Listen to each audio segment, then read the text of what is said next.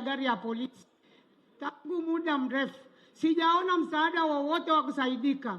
Nimeenda mahakamani, akasema tuende mahakamani nitapewa haki yangu. Alipata gari ya polisi PT 1100 akasema nitakwenda mahakamani nikapewa haki zangu. Nikaenda akapigwa faini shilingi 60,000. Mimi nilivunjika paja, ninachuma mpaka leo miaka karibu 15. Mimi hapa na meno yameng'oka haya na artificial. Nimekupata.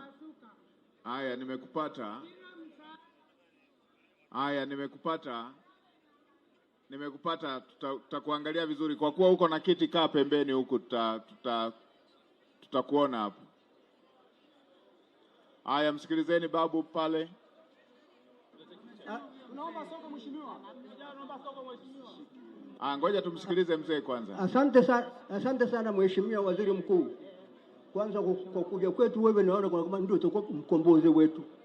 Mimi niliingia jeshi la wananchi mwaka 68.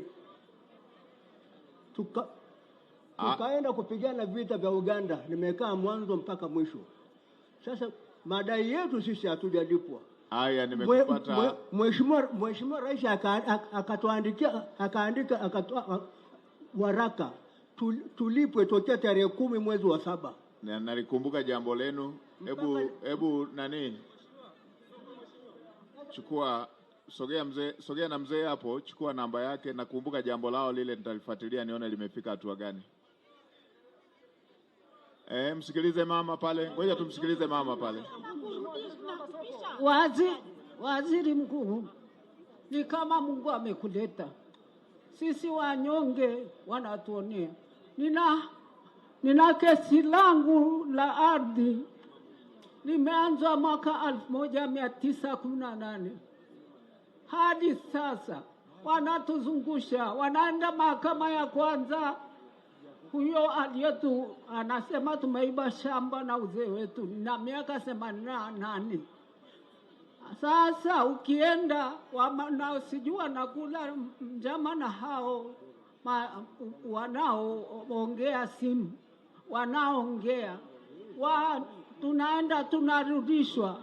Ukienda ni miaka 7, huyu ni wa 8.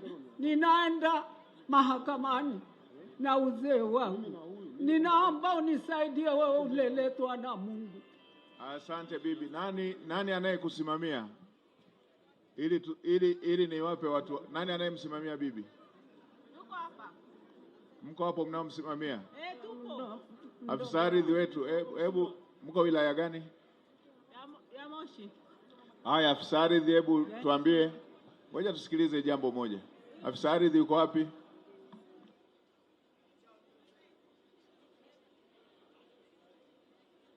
Afisa ardhi yuko wapi? Moshi vijijini? Hawako hapa?